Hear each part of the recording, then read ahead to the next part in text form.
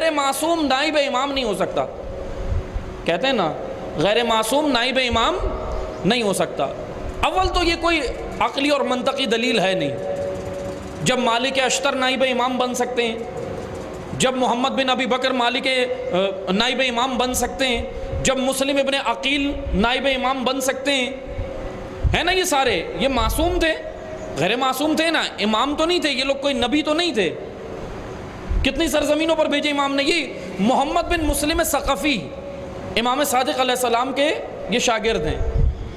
ایک شخص آیا, آ کر امام صادق علیہ السلام کو کہنے لگا مولا, کوئی مسئلہ دریافت کیا, اس نے فقہی مسئلہ تھا, آ کر کہنے لگا امام معصوم, اب توجہ سے سنیں, امام معصوم موجود ہیں, آ کر امام کو کہنے لگا کہ فلاں فقہی مسئلہ ہے, اس کا جواب دیں. امام نے جانتے ہیں کیا کیا, امام معصوم تو خود موجود تھے, کہہ دیتے کہ یہ مسئلہ ایسے فلاں ایسے کر لو, لیکن امام نے کیا جواب دیا, امام نے اس کو تنبیہ کی اور ڈانٹا کہ سن, یہ مسئلہ تو محمد بن مسلم ثقفی سے کیوں نہیں پوچھتا, تم لوگ رجوع کیوں نہیں کرتے. کہا کہ مولا ہم آپ کی جانب آئیں. اس نے کہا کہ ہم آپ کی جانب آئیں, تو امام نے جانتے ہو یہاں کیا جواب دیا, امام نے کہا کہ تم بے شک میری جانب آئے ہو, لیکن وہ محمد ابن مسلم ثقفی فقیہ دین ہے, دین کا فقیہ ہے, جا کر اس سے مسئلہ پوچھو. یعنی امام نے بتا دیا کہ تم جو کہہ رہے ہو ہم ڈائریکٹ امام سے بات کریں گے. امام معصوم خود موجود تھے اور کہا کہ تسلسل سے آؤ. تسلسل کیا ہے کہ امام نے جو فقی مقرر کیے, امام نے جو نائب مقرر کیے, ان کے ذریعے سے آؤ. ڈائریکٹ آئے, امام نے ان کو قبول نہیں کیا. یہ کہتے کیا ہیں, ہم غیر معصوم کو نہیں مانتے. آپ توجہ کریں, اول تو یہ منطقی دلیل ہے ہی نہیں کہ غیر معصوم نائب امام نہیں ہو سکتا.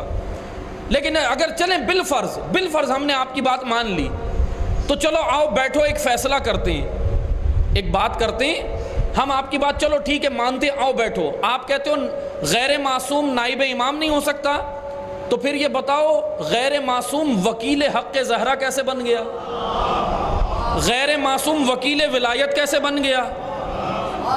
کیونکہ وہاں تمہاری دکانیں, ولایت کے نام پہ تم نے اپنی دکانیں کھولی ہوئی ہیں, حق زہرا کے نام پہ تم نے دکانیں کھولی ہوئی ہیں.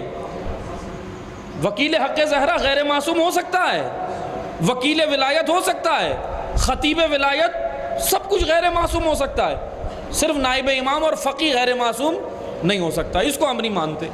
یہ کون سے دلائل ہیں, یہ کون سی, یہ بچکانہ دلائل بھی نہیں ہے. بعض ہوتے ہیں بچکانہ دلائل, یہ تو کوئی دلیل ہی نہیں ہے, دلیل کے زمرے میں نہیں آتی یہ باتیں.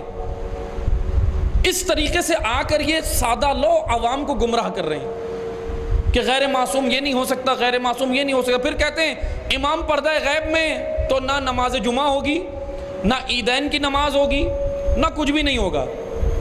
چلو پھر آؤ بیٹھے ہیں, ایک کام کرتے ہیں, امام پردہ غیب میں کچھ بھی نہیں کرتے, نہ آج سے ہم کھانا کھائیں گے, نہ آج سے شادیاں کریں گے, نہ بچے پیدا کریں گے, کچھ بھی نہیں کرتے, کیونکہ امام جب آئیں گے پھر کریں گے. یہ کون سے دلائل ہیں کہ امام پردہ غیب میں ہے تو نماز بھی اٹھ گئی, امام پردہ غیب میں گئے تو دین ہی اٹھ گیا, معاذ اللہ. ایسا نہیں ہے. یہ گمراہ کن عقائد یہی لے کر آئے ہیں. اور حتیٰ کہ یہ تو صرف یہ ان کی سیڑھی ہے لوگوں کو بلانے کی, لیکن اصل ان کا ہدف یہ ہے کہ یہ غالی بھی نہیں ہے, یہ نصیری بھی نہیں ہے. کیونکہ غالی بھی غلو کرتا ہے اور نصیری ایک عقیدہ رکھتا ہے کہ معاذ اللہ علی کو اللہ کہتا ہے, معاذ اللہ. نصیری کا یہ عقیدہ ہے نا, لیکن یہ تو نصیری بھی نہیں ہے, غالی بھی نہیں ہے, یہ دجالی ہیں. کیونکہ دجالیت ایک فتنہ ہوتا ہے, یہ فتنہ برپا کرنے آئے ہیں, اور فتنے کا کوئی عقیدہ نہیں ہوتا, فتنے کا کوئی دین نہیں ہوتا. عقائد کے اوپر علم کلام بحث کرتا ہے, علم کلام میں اس پہ بحث ہی نہیں ہو سکتی. کیوں نہیں ہو سکتی؟ کیونکہ فتنہ ہے, فتنوں کے اوپر کوئی بحث نہیں ہوتی, فتنوں کی سرکوبی کی جاتی ہے, فتنوں کے اوپر بات نہیں کی جاتی.